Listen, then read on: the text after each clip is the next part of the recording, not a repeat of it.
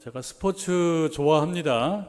야구도 참 좋아하는데 예전에 프로야구 열심히 보기도 했었는데 어느 때부턴가 이제 조금 열심히 떨어져서 자세하게 살펴보지 못합니다. 뉴스 정도 이제 보고 그러는데요. 야구 관련 이야기인 거예요. 지난 한 5월 말쯤에 KBO 한국야구위원회인데 여기 한 관계자께서 이런 인터뷰를 했습니다. 이르면 2024년도쯤 되면 스트라이크와 볼 판정을 AI로 할 수 있게 될 수도 있겠다. AI는 인공지능입니다. 그러니까 지금은 우리 야구를 보게 되면 투수가 공을 던지고 이게 스트라이크인가 볼인가를 뒤에 심판이 정하게 되어 있습니다. 잘 보고 있다가 이게 스트라이크네, 이거 볼이네, 심판이 정하게 돼 있어요. 근데 그러다 보니까 사람은 또 사람의 눈은 완전하지가 않아가지고 때때로 잘못 볼 수도 있고 문제가 많이 되는 경우가 있습니다. 이제 그렇기 때문에 나온 문제겠죠. 2024년 내후년쯤에 그것을 목표로 노력하고 있다는 겁니다. 볼과 스트라이크 판정을 둘러싸고 벌어지는 선수들과 심판진들과의 갈등은 물론이고 판정에 대한 팬들의 불만을 줄이는 데도 크게 도움이 될 것으로 기대합니다. 이런 인터뷰를 했습니다. 뉴스나 이런 데 보면 가끔 이렇게 야구 스포츠 뉴스 때 타자가 그냥 가만히 서 있다가 스트라이크 아웃을 당하고 화가 나가지고 헬멧을 벗어서 던지거나 배트를 던지거나 보는 분들은 약간 흥미로워요. 왜 저런 문제가 생겼지? 그런 뉴스를 볼 때가 있습니다. 어떤 상황이냐면 타자가 생각할 때는 볼인데 심판이 볼 때는 스트라이크예요. 타자가 속해 있는 팀을 응원하는 그런 팬들이 볼 때는 심판이 잘못된 거예요. 심판이 잘못 본 거예요. 그럼 가만히 있습니까? 심판을 계속 공격을 하고 심판에 대해 욕을 할 수도 있습니다. 그럼 심판 또 마음 상합니다. 그러면 선수가 그걸 승복하지 못하고 헬멧을 던지거나 배트를 던지거나 삿대질로 항의를 하거나 그렇게 되면 심판도 삿대질로 이제 대응을 하죠. 퇴장 이렇게 하면 퇴장. 그리고 또 벌금 300만 원 이런 식으로 얘기하니까 이 스트라이크와 볼 판정 시비로 인하여 단순히 그 하나의 문제가 아니라 큰 문제가 되는 거예요. 어느 경우에는 현장에서 팬들끼리 그냥 싸움도 하고 그런 일도 생기게 되니까 이런 문제로 인하여 손실되는 게 많다. 그래서 이제 생각한 결과가 AI, 그러니까 여러 그 카메라를 곳곳에 설치해 놓고 다 여러 각도로 찍지요. 그리고 그 카메라 찍은 영상 정보를 다 가지고 분석해 보니 스트라이크 되는 거죠.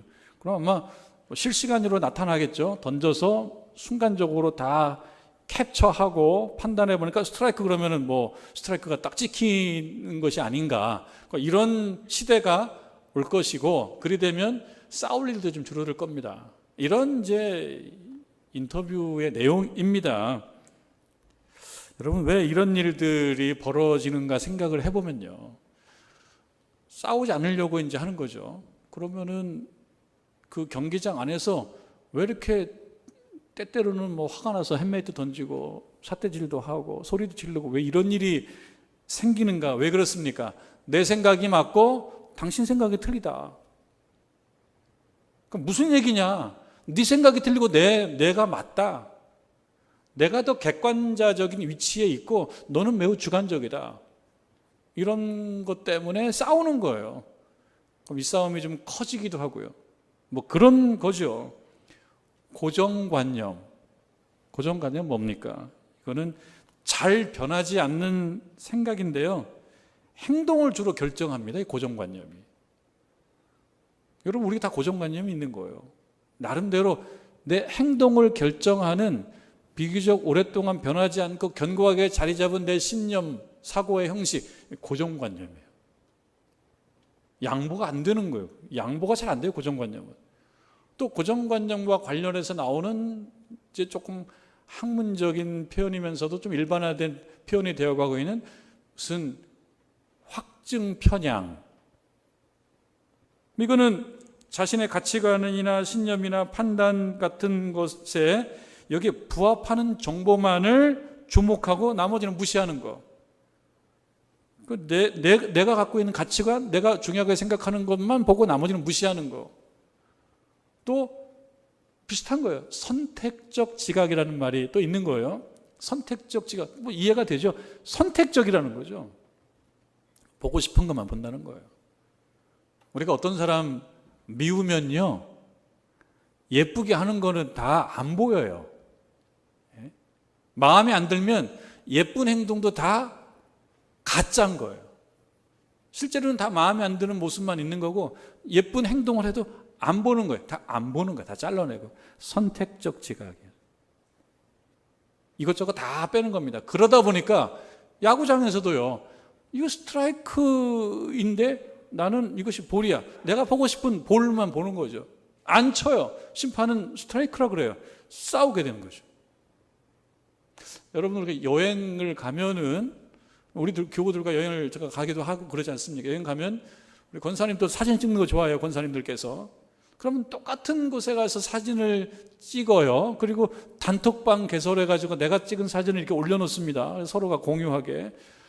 그러면 똑같은 곳에 갔는데 사진들이 주제들은 달라도 대상은 같아도 찍은 결과물들은 다를 수밖에 없는 거예요. 어떤 분들은 주로 나무 중심, 자연 중심으로 사진을 찍는가 하면, 어떤 교우들께서는 사람 중심, 인물 중심, 인물이 더 크게 나오고 배경은 뭐 조금 나오고, 그런가 하면 주로 식당에 가서 맛있는 음식 정성스럽게 찍는 우리 교우들도 계십니다.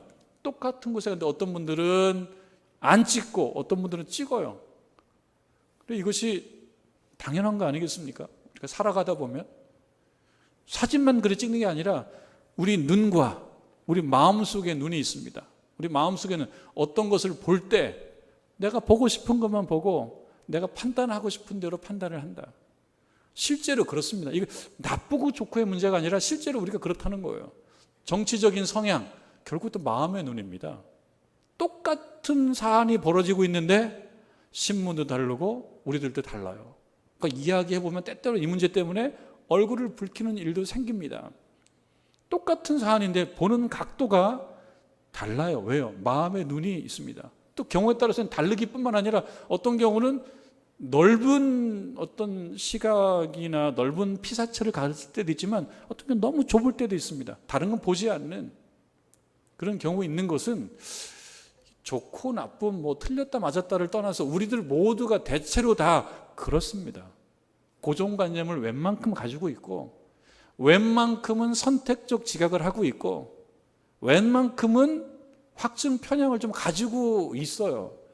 그래서 또 아쉬움도 있고 그렇습니다만, 그렇다고 어떤 사람들은 아니냐, 다 비슷비슷한 거예요. 다만 문제가 되는 것은 언제 있습니까? 그럼에도 불구하고 이런 생각이 매우 쏠려 있거나 또는 자기 주관이 너무 강하거나 또 편중돼 있거나 이래서 혹시 좋은 거야 나쁜 거야를 결정해 버릴 때, 사실은 결정하면 안 되는 분인데 우리는 또 이게 좋은 건지 나쁜지를 결정하고 싶어 하지 않습니까?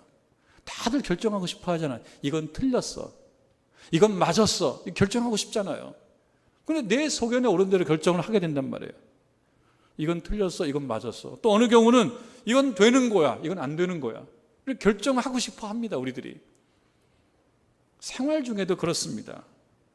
그런데 이런 것이 사안에 따라서 문제가 될 수도 있습니다. 어떤 경우는요, 이런 나의 치우친 생각, 쏠린 생각으로 규정을 만들고 법을 만들고, 중요한 입장에 있는 분들이, 중요한 자리에 있는 분들, 특별히 영향력 있는 분들이 규정을 만들고 법을 만들고 이렇게 하는데 그 만드는 바탕이 쏠려 있다. 그러면 이제 문제가 되는 거예요. 그럼 그걸로 싸우게 되는 거예요. 그래서 대체로 다 우리들은 고정관념을 가지고 있고 또 선택적 지각을 하지만, 비교적 영향력이 있거나 또는 중요한 자리에 있거나 이런 사람이라면 나의 사고나 생각이나 이거의 형식과 경향을 좀 점검을 해봐야 돼요. 내가 너무 좁은 건 아닌가? 내가 한쪽으로 너무 치우친 건 아닌가? 하나님께서도 그런 관심을 갖고 계시는 거예요. 하나님께서도 하나님의 사업을 하셔야 되거든요. 하나님의 사업을 하려고 사람을 뽑았는데 그 사람이 너무 좁아, 너무 치우쳐 있어요. 너무 자기 중심적인 고정관념을 심하게 가지고 있어요. 그래서 어느 경우는 편협하기도 해요. 그럼 하나님께서 쓰시기에 조금 분비가 안 됐기 때문에 하나님 쓰시려고 그러면 그 사람을 가르치고 넓혀줘야 된단 말이에요. 넓혀줘야 돼요. 베드로가 그런 사람이었어요. 베드로가 그런 사람이었습니다. 하나님 보시기에 중요한 사람, 중요한 역할을 해야 될 사람이었습니다. 예수님께서 이제 떠나시고 난 후에 남은 기독교 세계를 추스리고 이끌어 가야 되고 틀을 만들어야 되고 틈을 메워야 되고 이런 역할, 특히 사도 중에서도 맏형 역할을 해야 될 사람이 베드로이기 때문에 하나님께서는 베드로에 대해서 관심이 많으실 수밖에 없어요.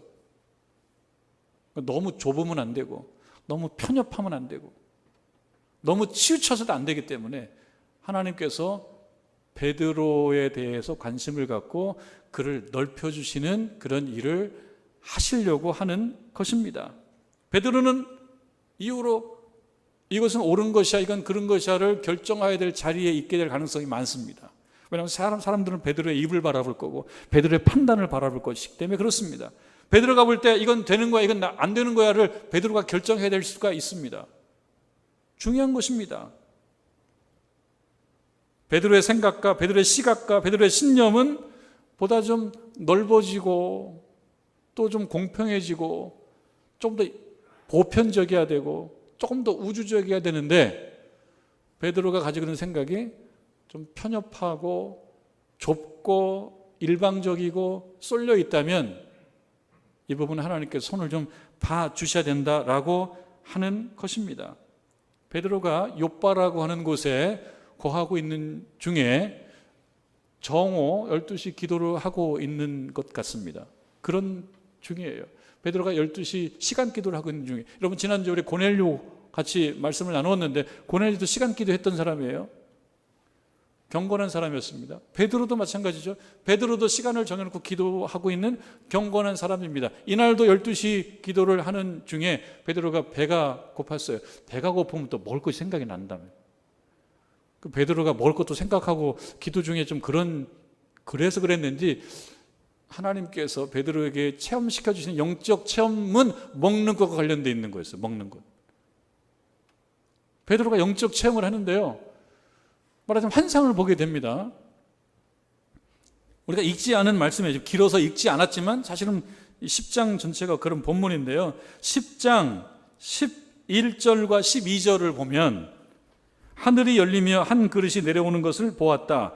큰 보자기 갖고 내 귀를 메어 땅에 들였다. 그 안에는 땅에 있는 각종 네발 가진 짐승과 기는 것과 공중에 나는 것들이 있더라. 베드로가 환상 중에 뭘 보냐면 어떤 그릇을 봤는데요, 보자기로 묶여 있는 것 같기도 하고 그 안에 보니까 네발 달린 짐승, 그 다음에 땅에 기는 짐승, 그 날짐승이 막 있는데요, 이것을 하나님께서 영적으로 보게 하시고 난 다음에 주시는 말씀이 있어요. 13절인데, 10장 13절인데 또 소리가 있으되 베드로야 일어나 잡아 먹어라. 베드로야 일어나 잡아 먹어라. 환상 중에 영적으로 경험하는 거예요. 베드로가 답을 합니다. 뭐라고 그러냐면 못 먹습니다. 부정한 것입니다. 못 먹습니다. 또 음성이 들려요. 잡아먹으라. 못 먹습니다. 이렇게 세 번의 이런 상황이 진행이 되고 종료가 돼. 영적 상황이 종료가 됩니다. 베드로가 고민이 생겨요. 이게 무슨 뜻이지? 이게 어떤 뜻인가 고민이 생겨요. 10장 17절 베드로가 본 바 환상이 무슨 뜻인지 속으로 의아해하더니, 의아해해야지 또 풀어집니다. 이거 무슨 뜻이지? 왜 이런 일이 생기시고 하나님께서 나에게 왜 이런 영적 경험을 하게 만들어 주셨지? 무슨 뜻이지? 그렇게 고민을 하고 있는 중에 19절과 20절 보면요, 베드로가 그 환상에 대해 깊게 생각하는 거예요. 생각할 때 성령께서 그에게 말씀하십니다. 알려주십니다. 두 사람이 너를 찾으니, 아래 보면 어떤 사본에는 세 사람이, 그러니까 둘 혹은 세 사람이 베드로를 찾아옵니다. 어떤 사람들입니까? 이미 고넬료에게, 가이사랴에 있는 백부장 고넬료에게 하나님께서 영적 체험을 통해서 베드로를 불러라 했거든요. 그러니까 두 장면이 동시에 일어나고 있었던 거예요. 하나님의 계획인 거예요. 베드로에게는 몰랐고 고넬료도 몰랐지만 두 공간에서 하나님의 어떤 각본에 따라서 어떤 장면들이 진행되고 있어요. 고넬료에게는 베드로를 불러라, 베드로에게는 잡아먹으라. 그러다가 베드로에게 어떤 말씀을 주시냐면, 두 사람이 올 텐데, 19절에 두 사람이 너를 찾으니, 20절 일어나 내려가 의심하지 말고 함께 가라. 의심하지 말고 가라. 왜 의심하지 말고라는 말을 붙입니까? 의심할 만한 상황일 수도 있기 때문이에요. 베드로가 성령께서 하시는 말씀을 듣고 순종합니다. 그리고 이 두 사람 혹은 세 사람을 하룻밤 유숙하게 하고 그 다음에 따라갑니다. 따라가요. 어디로 가겠습니까? 가이사랴에 있는 고넬료 집으로 가는 거지요. 그래서 28절, 10장 28절에 보면요, 27절에 보면 더불어 말하며 들어가요. 여러 사람이 모인 것을 보고, 고넬료가 여러 사람을 모아놨습니다. 하나님 말씀이 온다 그러는데 정성껏, 여러분 어떡합니까? 정성껏 사람들을 모아놨어요. 그리고 말씀을 사모하고 기다리고 있는 중입니다. 그리고 28절 이르되 유대인으로서 이방인과 교제하며 가까이 하는 것이 위법인 줄을 너희도 알거니와. 나도 그렇기 때문에 이방인들과 그렇게 교제하지 않는데, 그런데 하나님께서 내게 지시하사 아무도 속되다 하거나 깨끗하지 않다 하지 말라. 이건 뭐예요? 베드로가 기도 중에 본 그 환상의 내용은 뭐예요? 속되다고 하지 말아라. 하나님께서 괜찮다면 괜찮은 거다. 하나님께서 먹으라 그러면 괜찮은 거다. 안전한 거다. 근데 베드로는 어떻게 했어요? 먹을 수 없습니다. 부정합니다. 하나님께서는 괜찮다. 내가 괜찮다면 괜찮은 거다. 근데 받을 수가 없어요. 왜? 마음속에 고정관념이 있어요. 베드로의 마음속에 고정관념이 있어요. 유대인으로서, 유대인의 전통에 익숙한 사람으로서 이방인들을 다 품을 수가 없어요. 신학적으로는 유대 특수주의자예요. 유대 특수주의자. 그러니까 이념적으로, 신학적으로는요, 말하자면 한쪽에 깊게 매몰되어 있는 사람이 베드로예요. 그러니까 편협한 거예요. 베드로는 우리끼리 다 품을 수가 없어요. 하나님께서 괜찮다. 뭐가 괜찮아요? 괜찮다. 아니, 부정합니다. 괜찮다. 3번이나 그런 일이 있었거든요. 가서 보니까 고넬료가 사람들 많이 모아서 말씀을 사모하고 있는 것입니다. 이게 어떤 상황입니까? 라고 고넬료에게 물어보니까, 저도 기도 중에 하나님의 말씀을 듣고 이런 자리를 마련하였습니다. 34절 우리가 읽은 말씀이죠. 베드로가 입을 열어 말하되 내가 참으로 하나님은 사람의 외모를 보지 아니하시고 각 나라 중 하나님을 경외하며 의를 행하는 사람은 다 받으시는 줄을 내가 깨달았다. 사람이 언제 성장합니까?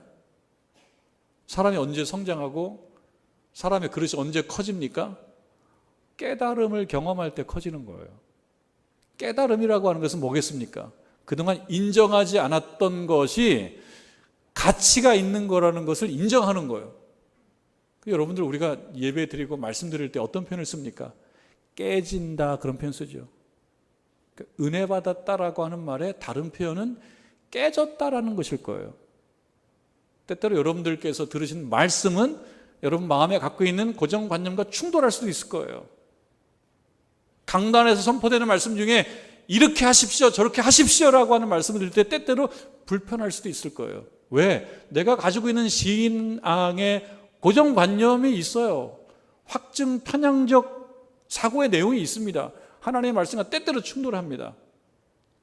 그럴 때 하나님의 말씀이 나를 이기면 내가 깨지는 거지만, 하나님의 말씀이 나의 고정관념에 지면은 아무런 변화가 없습니다. 커지지 않습니다. 성장할 수가 없습니다. 근데 베드로의 훌륭한 점은 그가 고정관념을 가지고 있었다라는 점에 있지 않고, 그가 고정관념을 가지고 있고 편향적 사고를 하고 편협할 수도 있었지만, 그러나 하나님께서 그를 넓혀주시고자 하셨을 때 순종하고 나아갔다는 거예요. 그것이 우리가 베드로를 볼 때 배워야 될 점이기도 한 것입니다. 하나님의 말씀을 듣고 깨달은 거예요. 43절에 보면 그에 대하여, 예수님에 대하여 모든 선지자도 증언하되 그를 믿는 사람들이 다 그의 이름을 힘입어. 다라는 말, 모든 사람 예외 없이 하나님을 찾고 우리 예수 그리스도를 주로 시인하면, 예수를 그리스도로 시인하면 모두 예외 없이, 그게 이방인이든 아니든 유대인이든 아니든 상관이 없는 거예요. 그런데 사람들의 마음은 상관이 있는 거예요. 우리들도 마찬가지예요. 외모를 취하는 것이 옳은 것 아니다 이런 생각 우리가 하지만, 현실 속에서는 외모를 많이 취하는 거예요. 출신을 많이 취하는 거예요. 출신. 여기서 외모는 외적 조건입니다. 외적 조건을 매우 중요하게 생각하는 사고를 하고 있는 거예요. 입으로는 아니라고 하면서도 하나님께서는 그것을 깨트리시기를 원하는 것입니다. 그게 깨질 때 베드로는 깨달았다, 깨졌다, 넓어졌다, 커졌다, 그렇지 커졌다 얘기하는 것입니다. 여러분 29절 말씀 보면 28절 중반절부터 보실게요. 28절 중반절, 하나님께서 내게 지시하사 아무도 속되다 하거나 깨끗하지 않다 하지 말라 하시기로, 29절 부름을 사양하지 않고 왔다 그랬죠. 이 부분에 주목을 해야 됩니다. 하나님께서 그리 하지 말라, 29절 앞에 사실은 보이지 않는 접속사가 하나 있어요. 접속사가 하나 있는 거예요. 접속사. 그래서라고 하는 순접 접속사가 하나 있는 거예요. 그래서. 여러분, 우리가 말씀을 드릴 때 하나님의 말씀이 임했을 때는 그래서가 돼야 됩니다. 하나님의 말씀이 나에게 임하는 거예요. 그럼 그래서 이렇게 하는 거예요. 우리가 사람들과의 관계에서는 반드시 다 따라야 될 의무는 없습니다. 누군가 나에게 어떤 말을 한다고 해서 다 따라야 될 의무는 없어요. 때때로는 논쟁도 해야 되고 말싸움도 할 때가 있을 수도 있겠습니다. 그러나 하나님께서 주신 말씀이라 한다면, 그럼에도 불구하고 혹은 그러나, 여러분 때때로 이런 말 합니다. 하나님 무슨 말씀하신지 내가 다 알아. 그런데 이건 어쩔 수는 없어. 그런 말을 할 때가 있어요. 저희가 대화할 때 무슨 말씀인지 알겠어요. 목사님 무슨 말씀인지 알겠는데 뭐예요? 안다고 스스로 믿어요. 그런데 안 따라요.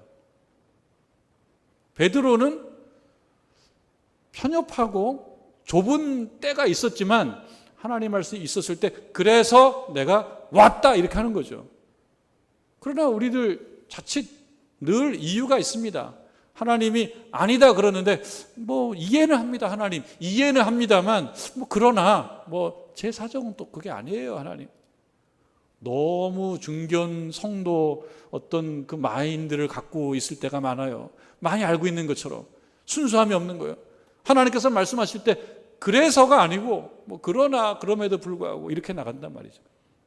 베드로를 통해서 우리가 배워야 될 것은 그래서예요. 주께서 말씀하시기 때문에 내 마음에서 아니라고 하는 느낌이 들어도 따라가는 것입니다.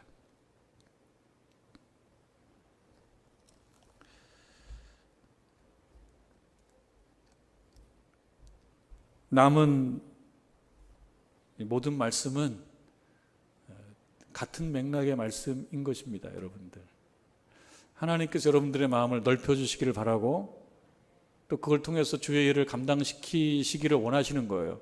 그래서 여러분 나오실 때마다 주께서 말씀하시는 거예요.